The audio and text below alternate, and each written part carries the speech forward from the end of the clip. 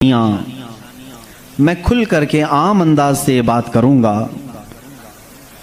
आप मुसलमान घर में पैदा हुए, आपके बाप दादाओं ने, आपके माहौल ने आपको बताया कि तुम्हारा पैदा करने वाला अल्लाह है।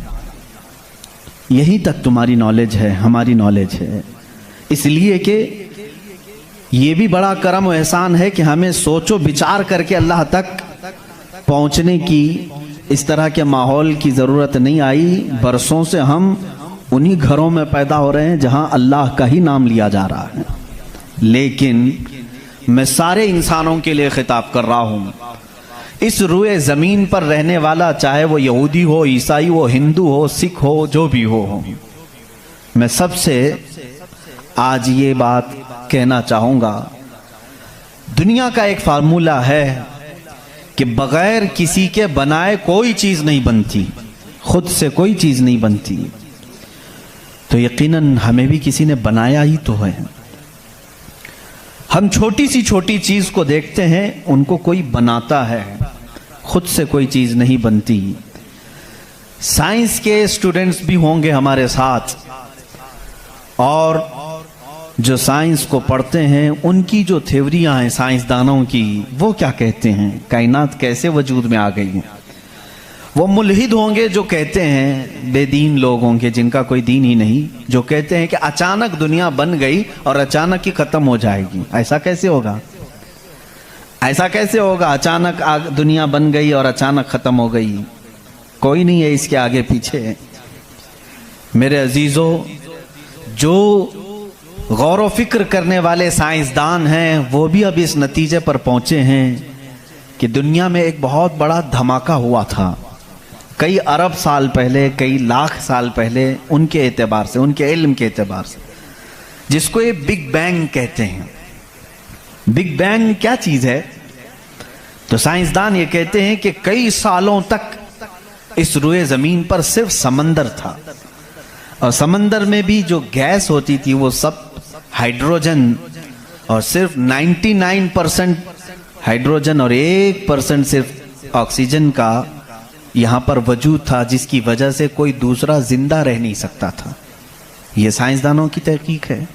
उसके बाद फिर उन्होंने ये कहा कि एक धमाका हुआ और समंदर से, पानी से हर चीज़ बनती चली गई, पानी से बनती चली गई। ये 21वीं सदी में बात की जा रही है। ये बात 21वीं सदी में की जा रही है, और साइंस के वजूद की तारीख में अगर आप जाएंगे तो ज़्यादा से ज़्यादा कि 400 साल पहले तक की तारीख होगी। 16वीं सदी में, 17वीं सदी में, 17वीं सेंचुरी में साइंस की कुछ न कुछ चीज़ें ईजाद होने लगी, जिसको आज हम साइंस कह रहे हैं। और कुरान में मौला फरमाता है, वजअलना मिनल माइ कुल्ल शैइन हय्यिन, हमने हर चीज़ को पानी से बनाया है। ये रब ताला फरमा रहा है, उसका कुरान अजीम गवाही दे रहा है। कुरान किस ज़माने में उतरा वो भी आपके जहन में होना चाहिए।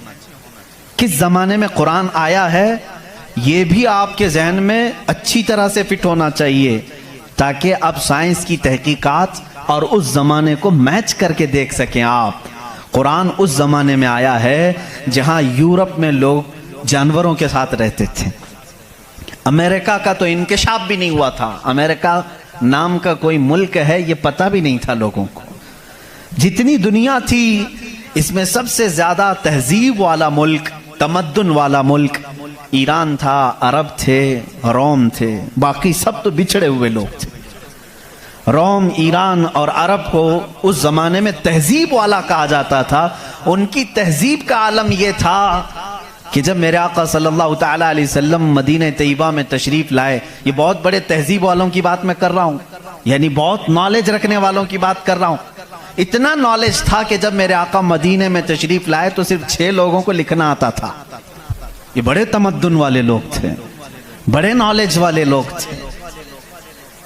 उस जमाने का इल्म यहाँ तक पहुँचा हुआ था। मेरे अजीज़ों, बाकी यूरोप वगैरह का हाल तो बहुत ही बदतर था। यहाँ तक कि आबादी कैसे बनाई जाए ये सलीका इस्लाम ने बताया है। रोड तक बनाने के तरीके, रास्ते कैसे बनते हैं, ये भी कोई इल्म नहीं था पहले। लोग सितारे देखते थे और चलते जाते थे। या आज जो रोड बने हुए हैं, इसकी इजाद ही सैयदना उमर फारूक ने की है रज़ी अल्लाह ताला, कि आम एक रास्ता होना चाहिए, हाईवे होना चाहिए, उसको पक्का बनाना चाहिए कि लोग इसी से गुजरें। आज आपको रास्ते इतने बने हुए हैं इसलिए कोई तारा नहीं देखता, सिर्फ सामने देखते हैं। अब तारे देखेंगे तो फिर बड़ा मसला हो जाएगा। उस जमाने में तारे देख करके चलते थे। अजीज़ान गिरामी, यूरोप का हाल उस जमाने में यह था कि नॉलेज नाम की कोई चीज नहीं थी। वो लोग अंधविश्वास, जैसे आज भी हमारे यहाँ कुछ लोगों में मौजूद है, अंधा यकीन, इन चीजों पर बहुत अमल करते थे। जैसे अपशगुन हो जाना, ये तमाम मामलात में बहुत वो आगे थे। हत्ता कि बीमारियों को भी वो बीमारी नहीं समझते थे। जैसे आज यूरोप जादू टोने पर यकीन नहीं रखता, हर चीज को बीमारी कहता है। उस जमाने में हर बीमारी को वो जादू समझते थे, शैतान समझते थे। बीमारी का उनको इदराक भी नहीं था। इस्लाम में जो फुक़हा पैदा हुए, जो अतिब्बा पैदा हुए, जो साइंसदान पैदा हुए, उन्होंने बीमारी के मुतालिक बहुत सारे तहकीकात पेश किए। सिर्फ ये बात मैं अर्ज करना चाहूंगा कि कुरान उस जमाने में नाजिल हुआ है जब इल्म का वजूद ज्यादा नहीं था लोगों के पास, इतना कि कोई इक्का दुक्का लिखना जानता था। और किस पर नाजिल हुआ ये भी आपके जहन में होना चाहिए। दो चीजें दिमाग में रखें, उसके बाद फिर मैं कुरान की आयतें पढ़ता हूं। एक, माहौल ऐसा है, साइंस का वजूद नहीं, इल्म का वजूद नहीं, इल्म नाम की चीज ही नहीं थी लोगों के पास। और जिस पर नाजिल हुआ वो ऐसा रसूल है जो किसी का शागिर्द भी नहीं, कोई उस्ताद नहीं, मुहम्मदुर रसूलुल्लाह सल्लल्लाहु तआला अलैहि वसल्लम। उन पर कुरान नाजिल हुआ, ऐसे माहौल में नाजिल हुआ जब कोई इल्म जानने वाला नहीं था। और जिस पर नाजिल हुआ वो किसी यूनिवर्सिटी से पढ़ा, किसी कॉलेज से पढ़ा, किसी मदरसे से पढ़ा हुआ रसूल नहीं। उस रसूल का मुअल्लिम और उस्ताद सिर्फ खालिक़ कायनात है। जिब्राइल अलैहिस्सलातु तस्लीम का भी सिर्फ इतना काम रहा है, जो रब ने हुक्म दिया उतना ही पहुंचा दिया। बल्कि बहुत सारी कुरान की बातें ऐसी हैं जो जिब्राइल पहुंचा तो गए लेकिन उसका इल्म उन्हें भी नहीं दिया गया, उन्हें भी नहीं दिया गया। अब ये दो बातें किसी को भी चैलेंज करके बता देना, तारीख की सच्चाइयां इस बात का इनकार नहीं कर सकती। अपने तो अपने, गैरों ने भी हुजूर की तारीख लिखी है और सबों ने इकरार किया है कि मोहम्मद सल्लल्लाहु अलैहि वसल्लम एक ऐसे प्रॉफिट हैं जो पूरी जिंदगी भर किसी उस्ताद के पास गए नहीं, किसी उस्ताद के पास गए नहीं। और ये भी हिकमत है मेरे मौला की, इसीलिए हम उस रसूल को अन्नबीयुल उम्मी कहते हैं। उम्मी का मतलब कुछ बेवकूफ लोग आज के जमाने के जो बदअकीदा हैं वो अनपढ़ करते हैं। रसूल अनपढ़ थे, माअज़ल्लाह। बेवकूफो तुम्हें मालूम नहीं, उम्मी का मतलब होता है किसी से पढ़ा हुआ नहीं। अनपढ़ में और किसी से ना पढ़ा हुआ होने में बहुत बड़ा फर्क है। ये दो बातें जहन में रखो। कुरान किस माहौल में नाजिल हुआ और जिस पर नाजिल हुआ वो किसी का शागिर्द नहीं। अब इसकी बातें जब हम बयान करते हैं, साइंसदानों की आंखें फटी की फटी रह जाती हैं। वो कुरान बयान कर रहा है, इन्न फी खल्क़िस समावाति वल अर्दि लआयातिन लिउलिल अलबाब, बेशक ये जमीन की पैदाइश में, आसमानों की पैदाइश में बड़ी मेरी निशानियां हैं। अल्लाह फरमा रहा है, रात को हम जाइल करते हैं, उसी से दिन निकालते हैं। कुरान ये कह रहा है, वजअलना मिनस समाई, आसमान से अल्लाह तबारक व तआला ने, वजअलना समा सक़फ़न महफूज़ा, कुरान कहता है हमने आसमान को एक महफूज छत बनाया है। कुरान ये कह रहा है आसमान और जमीन मिले हुए थे, हमने दोनों को फाड़ करके अलग कर दिया और दोनों के मुंह खोल दिया। ये कुरान उस जमाने में कह रहा है। इल्म फलकियात जिसको एस्ट्रोनॉमी कहते हैं, इल्म अर्दियात जिसको जियो फिजिक कहा जाता है, जमीन के मामलात, आसमान के मामलात जानने वाला उस जमाने में कोई नहीं। उस वक्त कुरान कह रहा है आसमान और जमीन मिले हुए थे, हम दोनों को फाड़ दिए, हमने उन दोनों को फाड़ दिया और दोनों के मुंह को खोल दिया।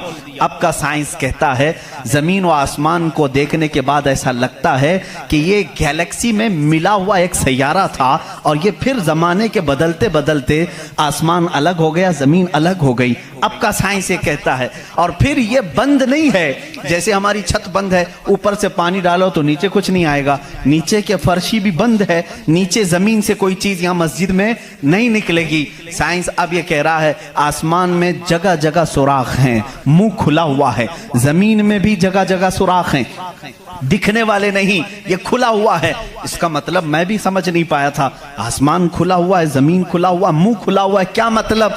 कहा कि अल्लाह ताला जब चाहे आसमानों पर पानी डाले तो अपना मुंह खोलता है, बारिश बरसती है, और जमीन का मुंह खुला है। इसका मतलब यह है तुम जहां पर भी, जितनी गहराई में भी जमीन के बीज डालो, इसका मुंह खुला है, वो सीना फाड़ कर बाहर आता है। अगर जमीन बंद होती तो कोई चीज जमीन से बाहर नहीं निकलती, जमीन से कोई चीज बाहर निकलती है, इसका मतलब है कि इनके मुंह खुले हुए हैं। साइंस ने अब भी कहा कि आसमान का मुंह खुला हुआ है, जमीन का मुंह खुला हुआ है।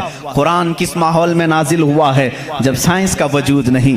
हाँ, अगर तुम ये कहते शायद मोहम्मद सल्लल्लाहु ताला अलैहि वसल्लम बहुत बड़े किसी साइंसदान के शागिर्द होंगे, तो तुम्हारी तारीख लिखने वाले ही तुम्हारे चेहरे पर जन्नाटेदार थप्पड़ मारेंगे, इसलिए कि वो रसूल अपनी 63 साला जिंदगी में कभी किसी के शागिर्द नहीं हुए, हत्ता कि सैयदुल मलाइका के भी वो शागिर्द नहीं हुए। कुरान यही कह रहा है जमीन की पैदाइश में, आसमान की पैदाइश में मेरी निशानियां हैं। अजीजा ने गिरामी, अब मैं वो निशानियां गिनाऊं, बहुत तवील वक्त दरकार है। कभी आपने महसूस किया कि आसमान अल्लाह की निशानी है?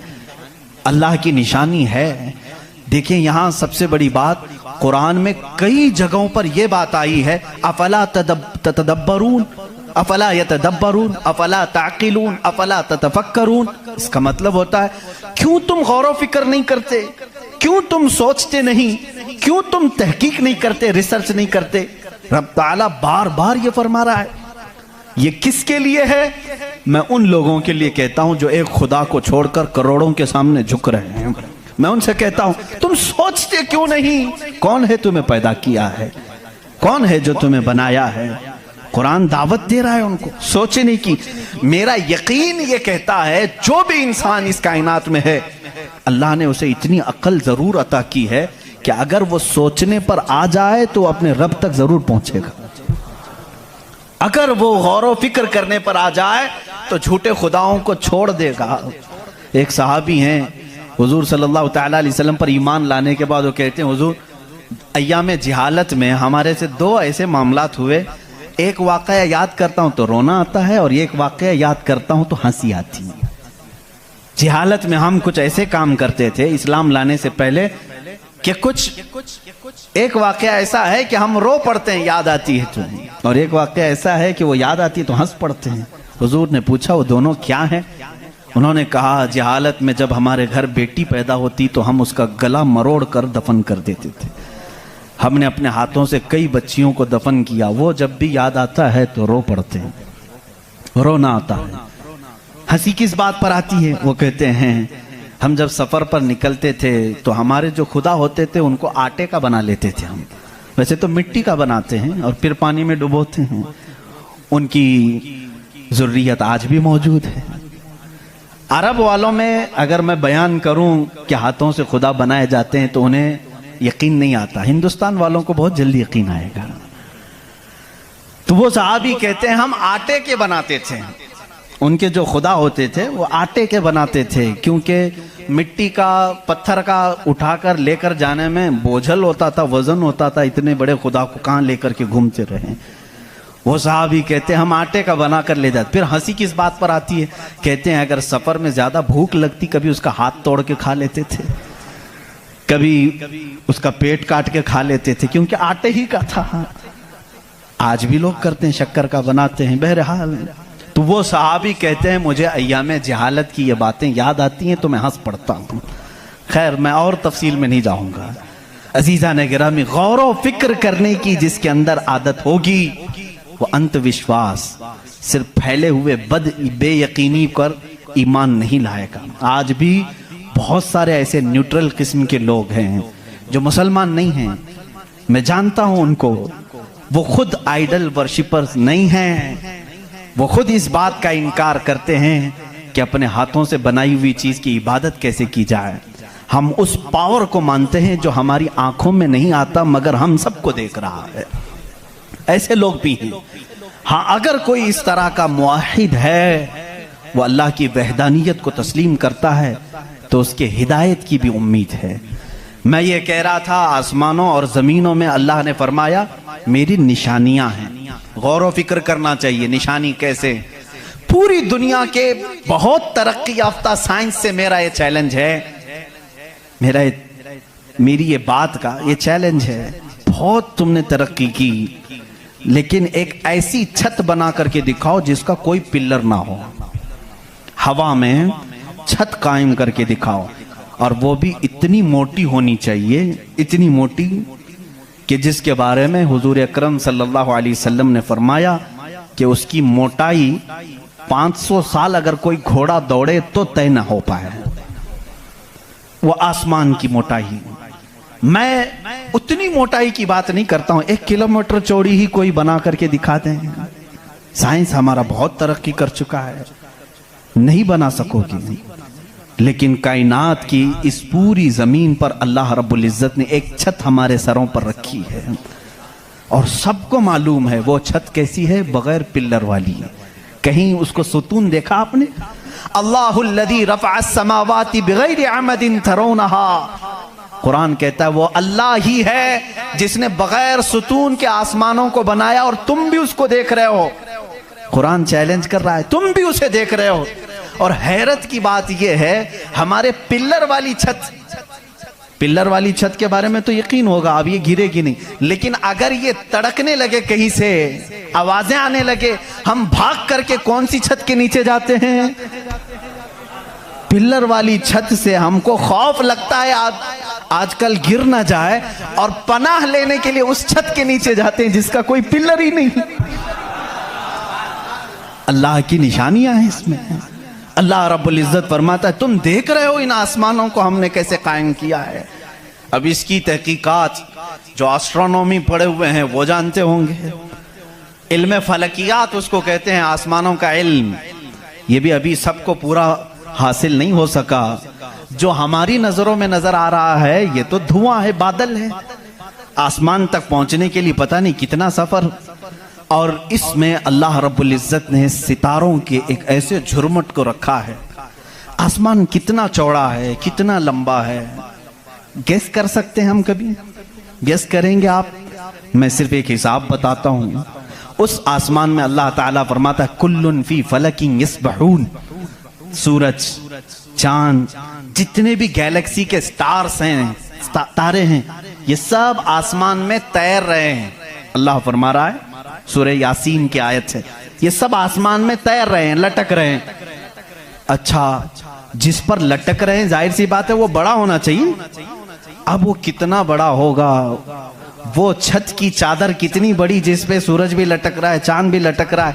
हमने साइज पूछा साइंसदानों से, साइज पूछा कि ये कितने बड़े बड़े हैं जो आसमान में लटक रहे हैं, तो उन्होंने कहा सबसे करीब जो हमारा सितारा है, सैयारा है, जमीन से जो सबसे करीब सैयारा है वो चांद है। और सूरज का क्या हाल है? कहा सूरज जमीन से 13 लाख गुना बड़ा है, 13 लाख गुना बड़ा।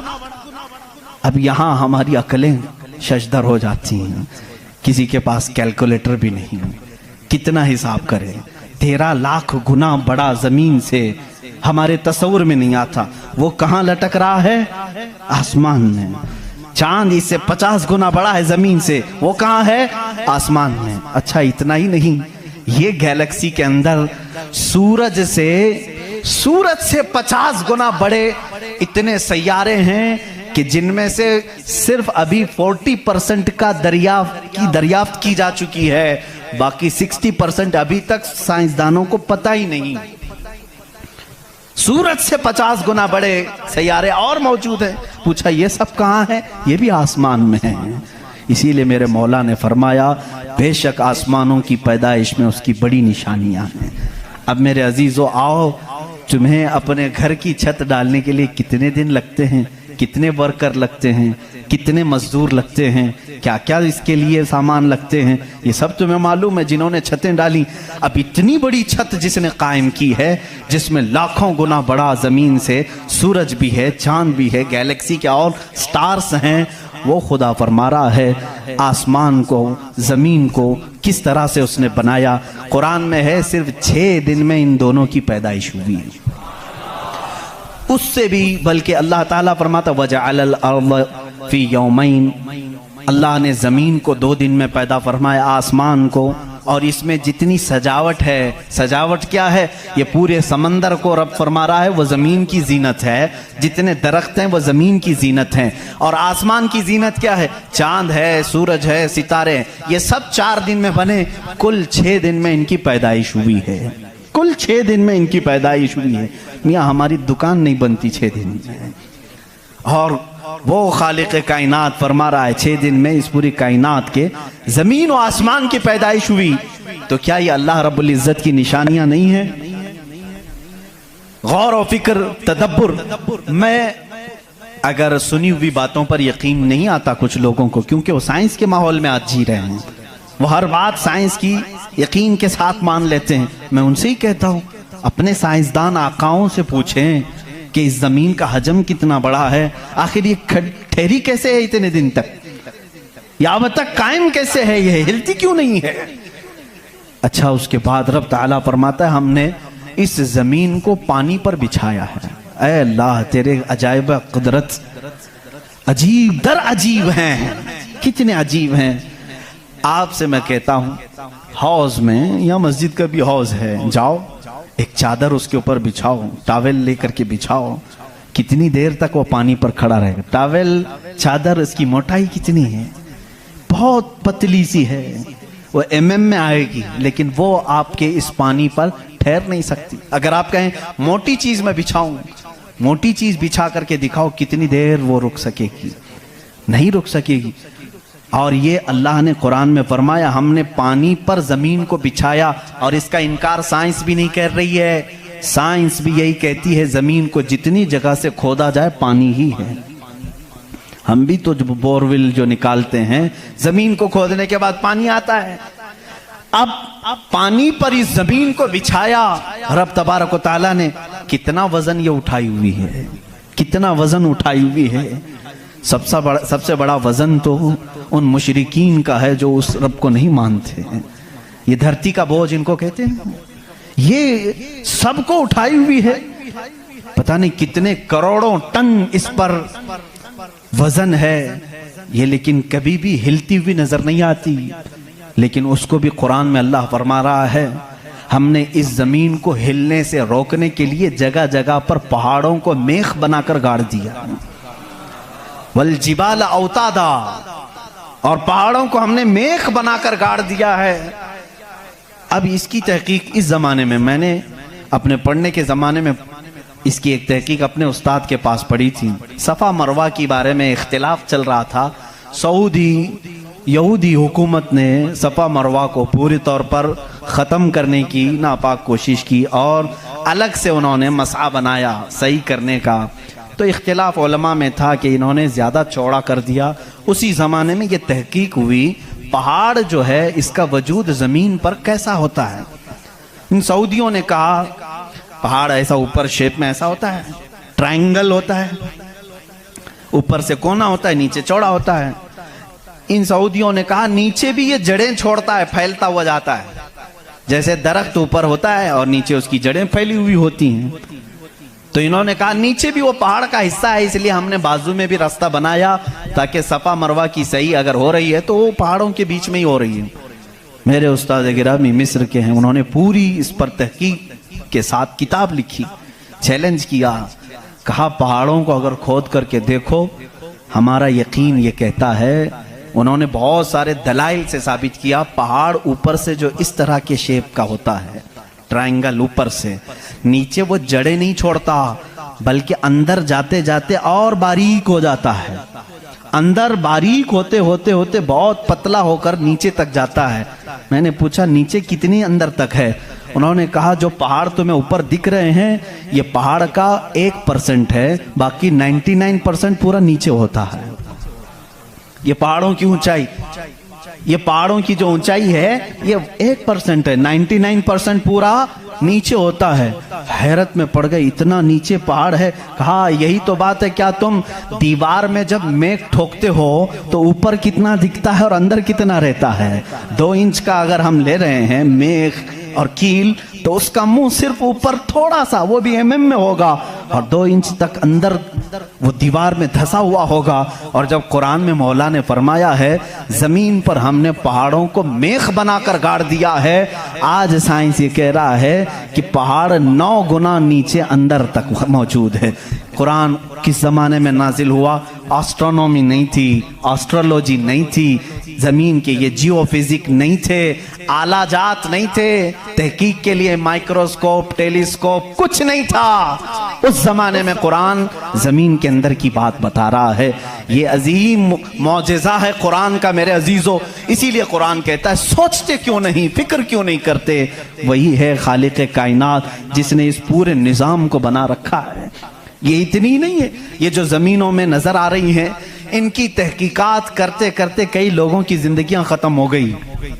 कुछ चांद की तहकीक पर चले, कुछ सूरज की तहकीक पर चले, कुछ जमीन की तहकीक पर चले। इंसानों को भी अल्लाह ने ये इल्म दिया है, ये अक्ल दिया है। ये जो साइंसदान अपनी तहकीक कर रहे हैं ये कभी ये ना समझें कि ये हमारी मारे हुए तीर हैं, बल्कि अल्लाह अपने बंदों को खुद इतनी समझ बूझ देता है कि वो उसकी निशानियों की खोज लगाएं और कायनात को बताएं कि कोई तो है जो ताकत इसे चला रही है, कोई तो है निजाम जो इसकी परवरिश कर रहा है।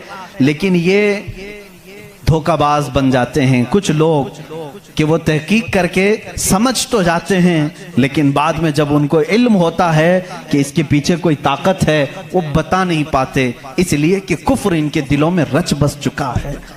आपको एक और साइंस के स्टूडेंट्स के लिए भी ये बात है, आपको मालूम है ये सितारे जो हैं, सैयारे हैं, ये अपनी उम्र मुकम्मल करके, अभी अभी की बात है ये, साइंस एक बड़े साइंसदान ने और नासा के लोगों ने भी जो खला पे जाते हैं स्पेस पे, इन लोगों ने ये बात पेश की कि सितारे जितने भी हैं गैलेक्सी में उसमें से कुछ की उम्र हजारों साल की होती है, लाखों साल की होती है। जब इनकी उम्र मुकम्मल होती है तो ये एक जगह जाकर के टूट जाते हैं, दाखिल हो जाते हैं, जिनको ब्लैक होल कहा जाता है।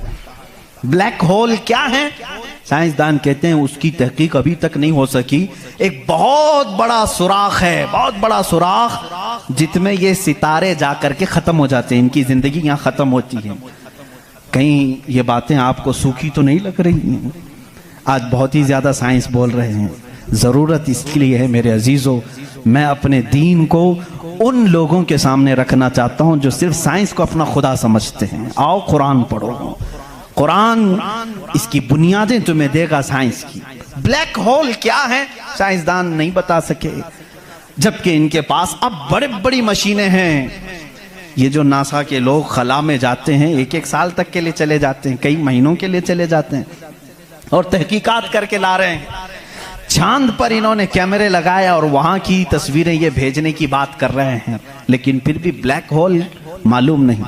मैं उस मोहम्मदुर रसूलुल्लाह सल्लल्लाहु अलैहि वसल्लम की बात कर रहा हूँ जो किसी भी साइंसदान का शागिर्द नहीं, जो किसी उस्ताद के पास बैठा नहीं।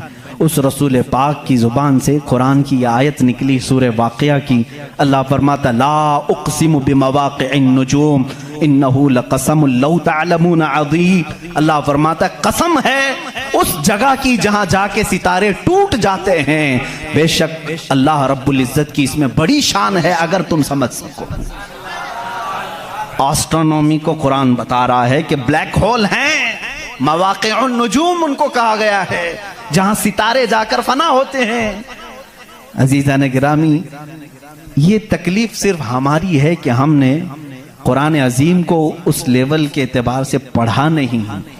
साइंस के लिए जो लोग MBBS कर रहे होंगे या फिर इंजीनियर बन रहे होंगे, उनसे भी मैं ये दावत देता हूं कि कुरान को भी कभी इस एंगल से पढ़ करके देखो। इसकी निशानियां इतनी अजीम है मैं समझता हूं कि तुम्हें फिर कहीं इधर उधर मुंह मारने की जरूरत नहीं, मारिफत खुदाबंदी इसी से हासिल हो जाएगी। गौर व फिक्र करो, तुम्हें इसी से अल्लाह रब्बुल इज्जत की मारिफत हासिल हो जाएगी। कोई तो है खालिक। इमाम आजम अबू हनीफा रहमतुल्लाह ताला अलैह के पास एक दहरिया, इस जमाने के भी जो एथिस्ट होते हैं, एथिस्ट समझते हैं, एक नया ये चला हुआ, नया नहीं है पुराने ही है, नाम नया लगता है, मुल्हिद हैं ये, एथियज्म। बहुत सारे लोग वो अपने दीन, अपना रिलीजियन के जगह पर ये लिखते हैं, आप देख लेना इनको, एथिज्म। आप मुस्लिम लिखते हैं, कुछ लोग हिंदुइज्म लिखते हैं, कुछ लोग क्रिश्चियनिटी कहते हैं, कुछ ज्यूज होते हैं, लेकिन कुछ हैं जो एथियज्म, एथिस्ट हैं। एथिस्ट का मतलब कोई खुदा नहीं, कोई दीन नहीं, कोई मजहब नहीं। ये बेचारे आवारा लोग हैं, ये लावारिस लोग हैं जो इस तरह से कह रहे हैं। अब इनकी बात मैं आपको बताऊं, एथिज्म। इस तरह का एक एथिस्ट इमाम आजम अबू हनीफा के पास आया, उसने कहा खुदा है? तुम बार बार खुदा की बात करते हो, मुझे तो नहीं लगता, कोई नहीं है। अगर है तो दिखता क्यों नहीं? बहुत सारी चीजें हैं ऐसी, आपने समझाया, जो दिखती नहीं लेकिन है, बहुत सारी चीजें हैं। उसने कहा ऐसी कोई चीज नहीं है जो है और दिखती नहीं। आपने उसको एक तमाचा लगाया, ढेला उठा करके मार दिया। उसने कहा मैं सवाल किया, तुमने मार दिया। कहा क्या हुआ मारा? कहा दर्द हो रहा है। कहाँ है दर्द? अब हो रहा है, दिखता नहीं है लेकिन एहसास है। बहुत सारी चीजें ऐसी हैं जो दिखती नहीं है लेकिन है, उनका वजूद है। बहरहाल आपने उसको जवाब क्या दिया? कहा सुनो, मेरे साथ आज एक बड़ा अजीब वाक़या पेश आया। मैं समंदर के किनारे गया था, मैंने देखा एक कश्ती को, और वो कश्ती की ताज्जुब खीज बात ये थी कि वो अकेले चल रही है, कोई नहीं चला रहा। सामान खुद से वो लाद लेती है अपने ऊपर और चल पड़ती है सीधे रास्ते पर। फिर थोड़ी देर के बाद साहिल पर आती है और अपना सामान खुद ही उतारती है। फिर जैसे ही वक्त होता है फिर चल पड़ती है। कोई कश्तीबान नहीं, कोई मल्लाह नहीं, कोई कैप्टन नहीं उसके अंदर, सवारी भी नहीं, खुद से सब चल रही है। ये उस दौर में इमाम आजम कह रहे हैं जब इलेक्ट्रॉनिक दौर नहीं था। आज के लोग हो सकता है यकीन कर लें इलेक्ट्रॉनिक कश्ती होगी, हो सकता है कोई उसको इलेक्ट्रॉनिक मशीन चला रही होगी। ऐसा नहीं है, उस जमाने में कोई इस चीज की इजाद नहीं थी। उसने कहा क्या पागलपन की बातें कर रहे हो, किसको बना रहे हो तुम? क्या ऐसी कोई कश्ती है जो खुद से सामान भी उतारती है और चढ़ा भी लेती है और चलने भी लग जाती है? इमाम आजम अबू हनीफा रहमतुल्लाह अलैह ने फरमाया इतना तेरा दिमाग चलता है कि कोई कश्ती समंदर पर बगैर चलाने वाले के नहीं चलती। ये पूरे दिन और रात का निज़ाम और लोगों की मौत व हयात का निज़ाम, ज़मीन से पौधों को निकालने का निज़ाम, बराबर वक्त पे मौसम के आने का निज़ाम बगैर किसी के चलाए कैसे चल सकता है? कभी इसमें ताखीर तुमने देखी? कभी तुमने ये देखा कि रात हुई नहीं? कभी तुमने देखा कि दिन हुआ ही नहीं? वो अपने वक्तों पर सारी चीजें चला रहा है। अजीज़ा ने गिरामी, इन तमाम चीज़ों में एक निशानी है उसके वजूद की।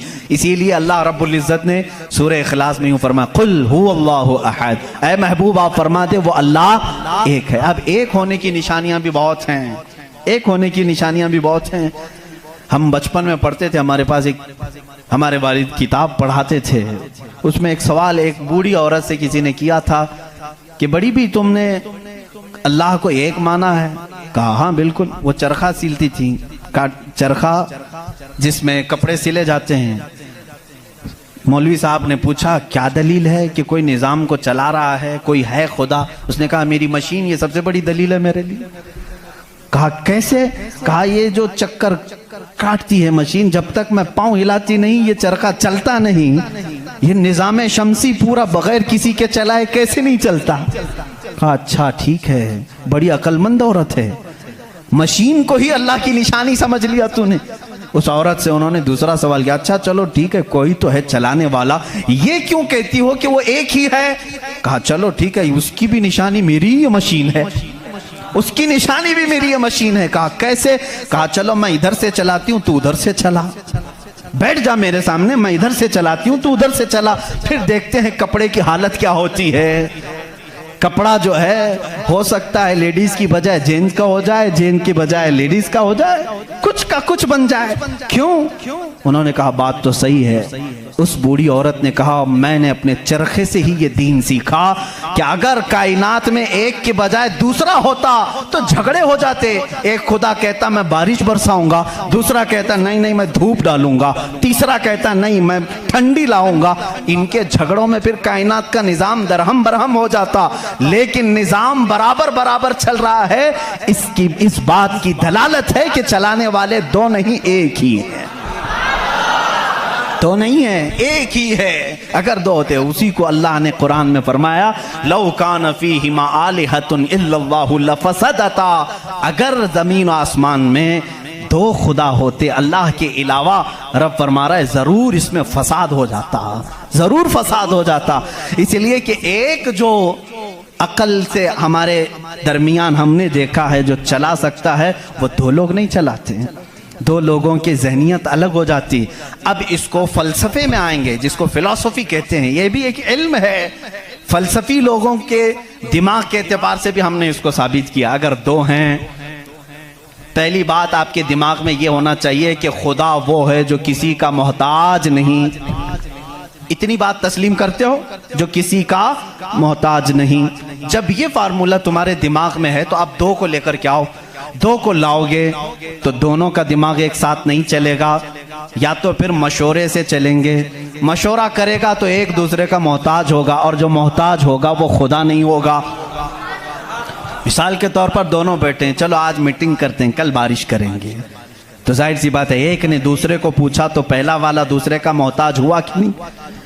अब खुदा के बारे में हमारा तस्वूर ये है वो अपने कामों में किसी की शिराकत नहीं चाहता, कोई शरीक नहीं है उसका। अब अगर शरीक हो गया तो उसकी फजीलत कहाँ है? एक होने में जो फजीलत है वो दो में है नहीं। एक होने में जो फजीलत है वो दो में है नहीं। इसीलिए हम लाखों करोड़ों के सामने सर झुकाने वालों से कहते हैं मान लो एक ही को तस्लीम करो। इसलिए कि जितने अदियान हैं दुनिया में तकरीबन सबके यहाँ एक तस्वूर है खुदा का तस्वूर। सब एथिज्म को छोड़ करके मैं बाकी सब की बात करूं, हिंदुओं के नजरियात में भी खुदा का तस्वूर है, कोई तो है, एक भगवान के कुछ भी नाम लें। ईसाइयों के मजहब में यही हमारे रब्बे जुल जलाल का तस्वूर है, खुदा का वो भी यकीन करते हैं। यहूदी भी खुदा को मानते हैं, सिखों के यहाँ भी है। तकरीबन दुनिया में जो भी रिलीजियस है, किसी मजहब को मानता है, उन सब मजहबों में खुदा का तस्वूर है। लेकिन अब ये झगड़ा है कि मानने में कौन खुदा है कौन नहीं है।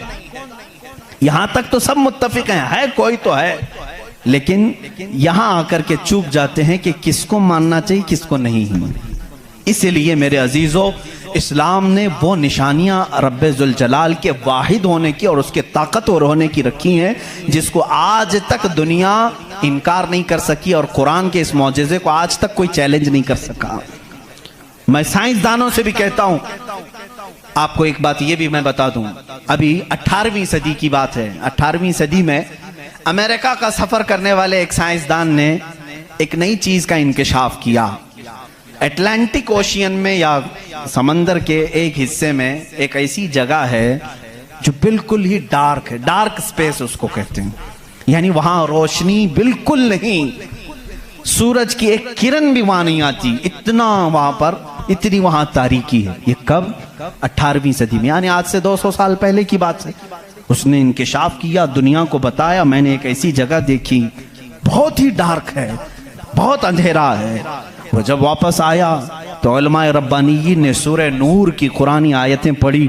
अल्लाह फरमाता है कि इज़ा अखरज यदहु लम यकद यराह व मन लम यजअलिल्लाहु लहू नूरन फमा लहू मिन नूर। अल्लाह फरमाता है हमने कायनात में एक ऐसी जगह रखी है कि उस पे अंधेरियों पर अंधेरियां हैं, अगर तुम हाथ भी निकालोगे तो हाथ भी नजर नहीं आएगा, हाथ भी नजर नहीं आएगा। ये कहाँ का?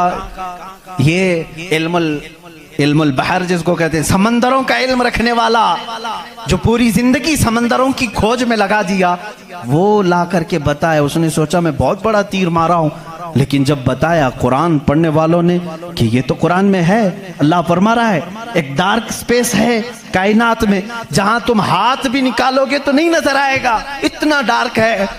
वो सटपटा गया, परेशान हुआ, मैं इसकी तहकीक करूंगा, ये कुरान में आई कैसे बात। सबसे पहला दुनिया का मैं इंकशाफ करने वाला हूं, मैं इसको सबको बताने वाला पहला फर्स्ट आदमी मैं हूं, ये पहले से कहां से आ गई कुरान।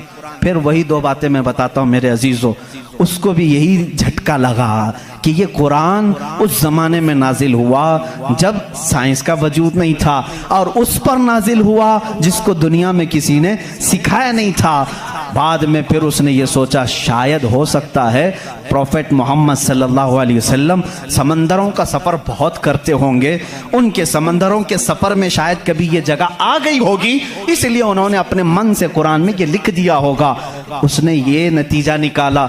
लेकिन दूसरे ही दिन उसे फिर बड़ा झटका ये लगा कि जब सीरत मुस्तफ़ा पढ़ा उसने, अल्लाह अकबर, हुजूर की 63 साला जिंदगी में आपने एक मर्तबा भी समंदर का सफ़र किया ही नहीं। ये बहुत बड़ा झटका लगा कि वो मोहम्मद सल्लल्लाहु अलैहि वसल्लम कभी पूरी जिंदगी में समंदर का सफर किए ही नहीं। मेरे अजीजों, इस बात में गलत फहमी में ना आना कि वह समंदरों को नहीं जानते थे। वो मेराज का सफर करने वाला रसूल समंदरों को जरूर जानता है, लेकिन ये हिकमत इलाही थी कि कभी समंदर के सफर करने का इत्तेफाक नहीं हुआ। अब उसे झटके भर झटका ये लगा जो कभी समंदर को गया ही नहीं, वो अगर अटलांटिक ओशियन में मौजूद डार्क स्पेस को बताता है तो जरूर वो अपने पेट से नहीं बता रहा है, वही उसको बताया होगा जिसने डार्क स्पेस बनाया है। यही अल्लाह रब्बुल इज्जत के वहदानियत की निशानियां हैं, उसके वजूद की निशानियां हैं। कुरान पढ़ो, इसमें बहुत सारी चीजें जिन्होंने ये इंकशाफ किया कि कुछ समंदरों में ऐसे अल्लाह रब्बुल इज्जत ने बनाया है, वो भी आपको मिल जाएंगे। दो समंदर मिलते हैं और दोनों का रंग अलग है, एक समंदर नीला है, एक समंदर पीला है, दोनों का टेस्ट भी अलग है, इधर का मीठा इधर का खारा नमकीन है, लेकिन वो बहुत दूर तक मिलते हुए जाते हैं। लेकिन इसका पानी उसमें नहीं आता, उसका पानी इसमें नहीं आता। क्यों नहीं आता? अल्लाह फरमाता मरजल बहरैनी यल्तक़ियान, मरजल बहरैनी यल्तक़ियान बैनहुमा बरज़ख़ुन ला यबग़ियान फ़बिअय्यि आलाइ रब्बिकुमा तुकज़्ज़िबान। उस रब्बे ज़ुल जलाल ने फरमाया हमने दो समंदरों को बहाया है, देखने वालों को ऐसा लगता है कि ये मिल गए हैं, लेकिन हमने उसमें न दिखने वाली एक ऐसी दीवार बनाई है कि इसका पानी उसमें नहीं मिलता, उसका पानी इसमें नहीं मिलता। ये भी कौन से रसूल की जुबान से अल्लाह ताला बता रहा है लोगों को, जो रसूल कभी समंदर का सफर किया ही नहीं। उस रसूल की जुबान से अल्लाह ने दो समंदरों के मिलने की बात की। साइंसदानों, अब तो तुम्हें मानना ही चाहिए कि कुरान रसूल का अपना बयान किया हुआ कलाम नहीं है, उसी का ये कलाम है जिसने समंदरों को इस तरह पैदा किया। कायनात में बहुत सारी चीजें हैं मेरे अजीजों। कुरान अल्लाह रब्बुल इज्जत का ये कलाम इतनी ही नहीं, ये तो बड़ी बड़ी निशानियां मैंने कहा।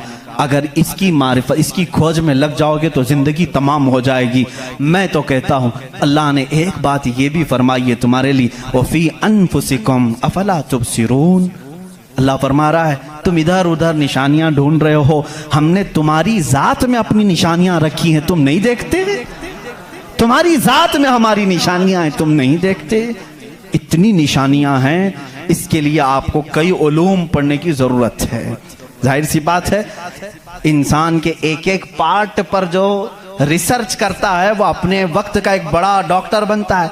खाली सिर्फ दिल पर जिसने रिसर्च किया वो कार्डियोलॉजी है, जो सिर्फ किडनी पर रिसर्च किया वो नेफ्रोलॉजी है, और जो सिर्फ रगों को देखा है वो न्यूरोलॉजी है। पार्ट पार्ट पर इन्होंने पूरी जिंदगियां खत्म की। पूरे इंसान को पढ़ा किसने? आज कौन पढ़ा है? इसीलिए इमाम आजम अबू हनीफा रहमतुल्लाह अलैह ने फरमाया मन आरफ नफ्सहू फ़क़द आरफ रब्बह। जिसने सिर्फ अपनी जात को पहचान लिया वो अपने रब को पहचान लेगा। तुम्हारे जिस्म में जिस तरह की चीजें अल्लाह ने बनाई, डॉक्टर से जाकर के पूछो कि हमारे जिस्म के अंदर का जो निज़ाम है, एक बार जो नस कट गई 1000 डॉक्टर मिलकर के वो नस नहीं कायम कर पाते। ये रगों का सिलसिला ऐसा है। और फरमाया गया, बल्कि तहकीकात बताती हैं, हमारे जिस्म के अंदर मौजूद ये नसों को, रगों को निकाल करके अगर बिछा दिया जाए, कई 1000 किलोमीटर लंबी हो जाएंगी, कई 1000 किलोमीटर लंबी हो जाएंगी। ये नसों का इतना लंबा सफर हो जाएगा। इतना सारा मवाद अल्लाह ने तुम्हारे जिस्म में रखा। और रब ताला ये फरमाता है, मफाही में आयात में बयान कर रहा हूं, कभी आपने सोचा हमने जुबान से जो जो चीजें खाई, अल्लाह अकबर। मैं एक बड़े मुहक्किक के हवाले से कहता हूं, रोटी को उन्होंने कहा तुम्हारी रोटी, तुम्हारे खाने अल्लाह की निशानियां हैं। मैंने पूछा रोटी भी निशानी है अल्लाह की? कहा हाँ। तुम एक रोटी को कहां कहां से हासिल करते हो? अनाज खेत से लिया, फसल जब आई उसको कुटाया, पिसाया, आटा बनाया, फिर घर में लाया, गूंदने के लिए दिया, आटा गूंदा गया, रोटियां बेली गई, तवे पर रखी गई, बन गई। कितनी मंजिलों से गुजरी, खेत से आई, पिसाई में गई, गुंदाई में गई, पकाई में गई, अब उसके बाद रेडी होकर तुम्हारे बर्तन में आई।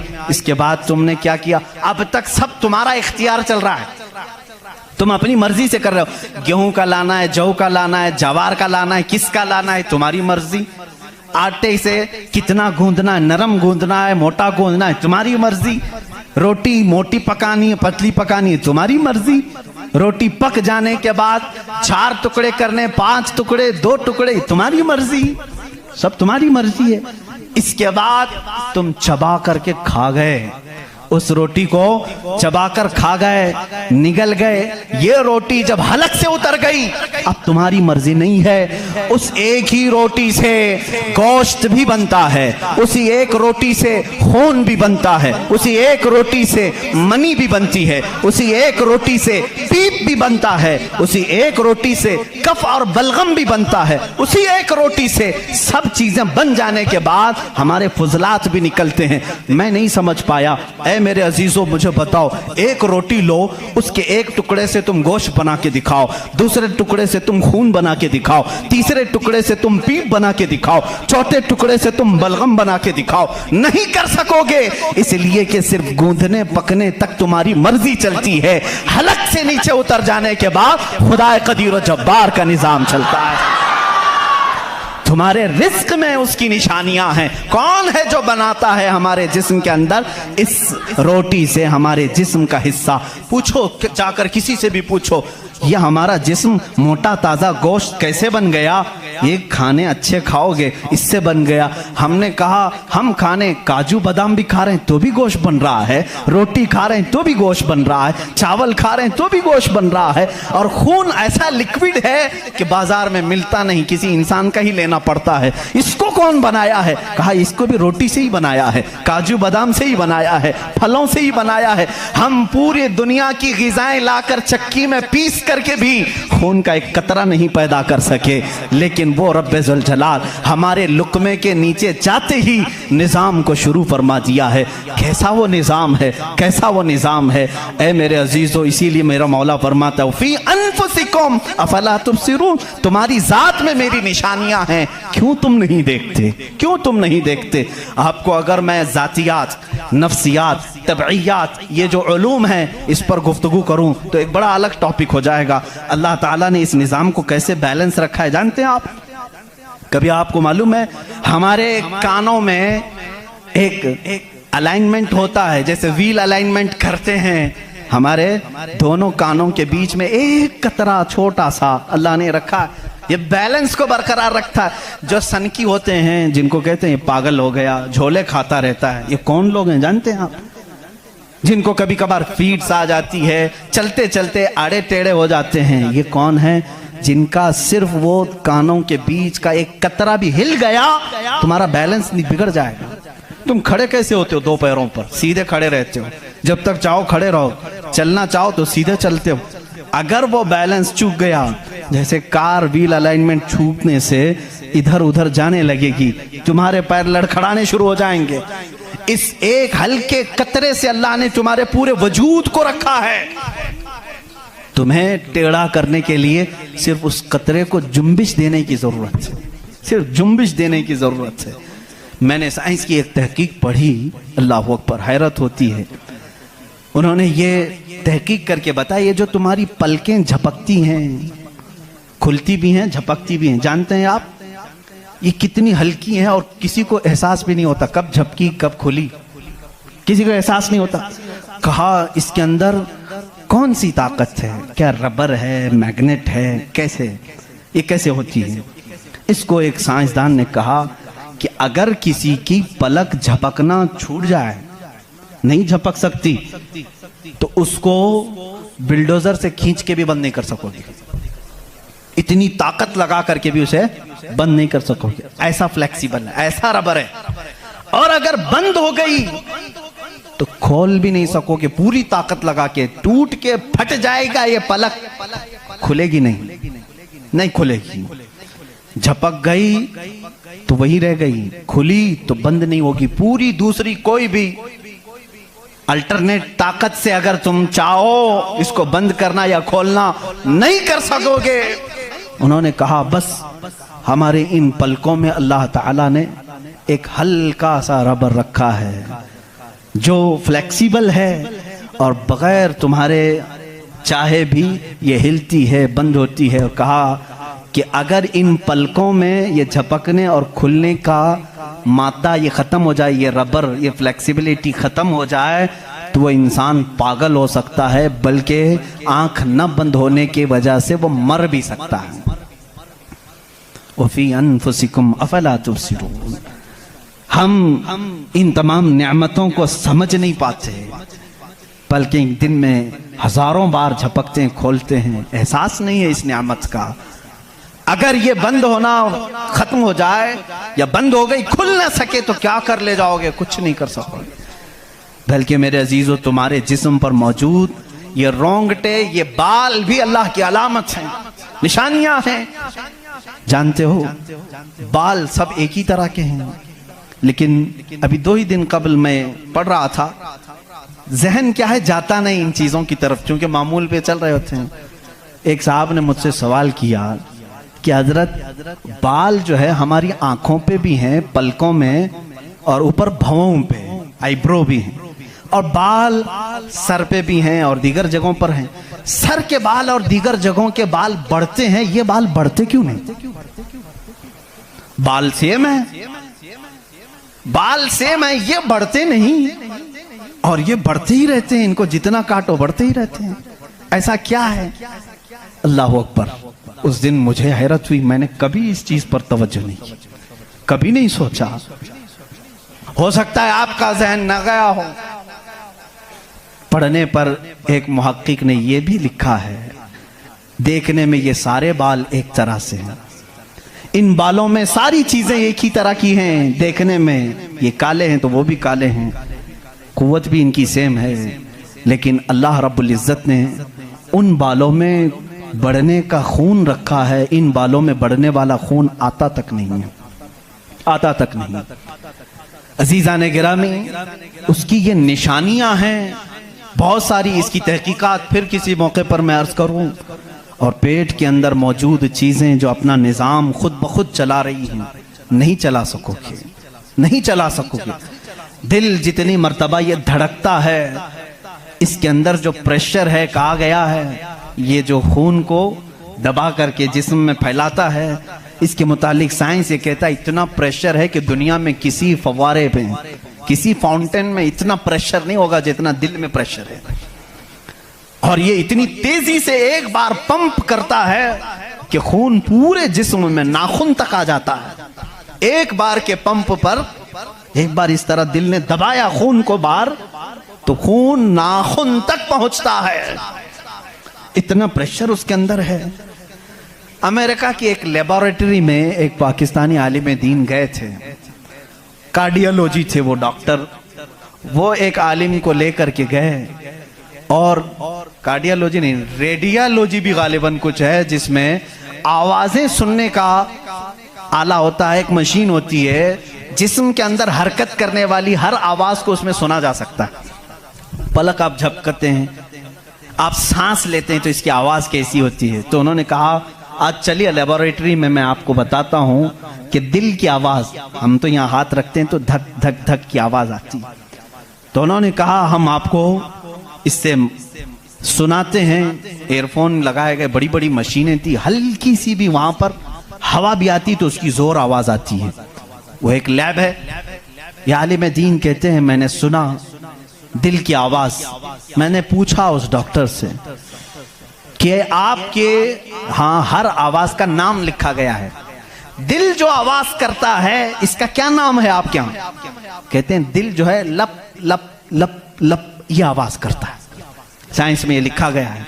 वो मुस्कुरा है, कहा थोड़ी सी खता हो गई, बल्कि दिल कहता है रब रब रब रब। हर इंसान का दिल जो धड़कने की आवाज़ आती है मशीनों से उन्होंने खुद सुना। हाँ हो सकता है कुछ तोतले लोग होते हैं रा को ला कह जाते हैं, हो सकता है तुम्हें लप लप लप सुनाई दिया हो, मगर मेरा ईमान ये कहता है हर दिल रब रब रब ही कहता है। जो उसको धड़कन दिया है अगर वो दिल उसे याद ना करे, अजीज़ा ने गिरामी कायनात की बहुत सारी चीज़ें उसकी निशानियां हैं, समंदरों में उसकी निशानियां हैं। आपको मालूम है समंदरों का इल्मुल बहर जिनको मालूम है, जो गौते लगाते हैं वो कहते हैं ज़मीन पर जितनी मखलूक़ात है इसके 10 गुना ज़्यादा मखलूक़ात समंदरों में मौजूद है। समंदरों में यहाँ जितने कीड़े देख रहे हो, कितने मकोड़े देख रहे हो, यहाँ जितने किस्म की मखलूक़ात आप देख रहे हैं इसके 10 गुना ज़्यादा मखलूक़ात समंदरों के अंदर है। कौन है जो उनके रिस्क का इंतज़ाम करता है? कौन है इनकी परवरिश पर? समंदरों का इल्म अलग है। कहते हैं हम अंदर जाते हैं तो उसके अंदर इतनी चीज़ें कि हर बार नई चीज़ें दिखती हैं। और उन्होंने कहा कि कई लाख किस्म की मछलियां गिन ली गईं, लेकिन हर बार गोता लगाते हैं तो फिर नए रंग की मछली नजर आती है। इनको रंग देता कौन है उसके अंदर? अजीज़ा ने गिरामी समंदरों के इल्म में लोगों ने कहा इसकी गहराइयों में क्या क्या मौजूद है। कुछ बातें तो अकल तस्लीम करती हैं, जैसे आपको मैंने कहा समंदर में मछलियां हैं, अंदर पेड़ पौधे भी हैं, आप सब तस्लीम करेंगे होते होंगे, मखलूक़ात हैं, हाँ होते होंगे, सब होते होंगे। लेकिन एक कुरान के फरामीन तफासिर में ये कहा गया है समंदर के अंदर आग भी है। आप कहां से तस्लीम करोगे? समंदर के अंदर आग है, कैसे तस्लीम करोगे? जाहिर सी बात है तुम इनकार करोगे, पानी और आग हो ही नहीं सकता, और वो भी पानी हल्का फुल्का पानी नहीं, समंदर का जोशीला पानी। और यहाँ पर इस्लाम में ये बातें कही गई हैं कि समंदर के अंदर आग है।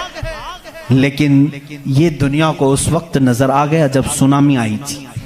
इंडोनेशिया में जो साहिल पर सुनामी की लहरें जिन्होंने देखी, जिसकी रफ्तार 2000 किलोमीटर पर आर थी, 2000 किलोमीटर पर आर की रफ्तार से वो पानी चल रहा था, और उसकी हाइट जो मौजों की वो 200 फीट ऊंची थी। 200 फीट ऊंची लहरें 1000 किलोमीटर पर आर की रफ्तार से जब जा रही थी तो मुशाहिदा करने वालों ने कहा जब वो लहरें चलती थी तो पीछे आग के शोले निकलते थे, समंदर में आग के शोले निकलते थे। आज साइंस इस बात को तस्लीम कर चुका है, समंदर में कई ऐसे पहाड़ हैं जो आतिशफिशा हैं, जिनको वोल्केनो कहा जाता है। आग उगलने वाले पहाड़ हैं, आग उगलने वाले पहाड़ हैं।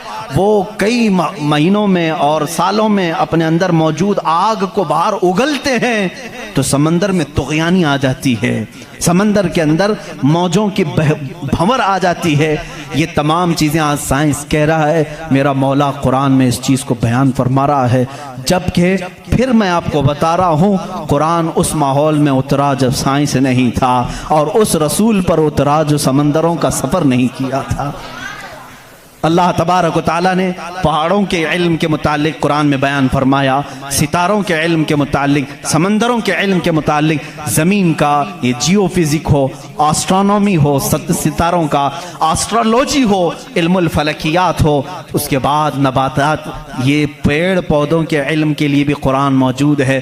अल्लाह रब्बुल इज़्ज़त इनके मुतालिक भी फरमा रहा है, इनके जोड़ बनाए गए। आज दुनिया ये कह रही है कि एक पेड़ को दूसरे पेड़ से लगाते हैं तो फल अच्छे आते हैं, फल अच्छे आते हैं। ये हदीस पाक में मिलता है।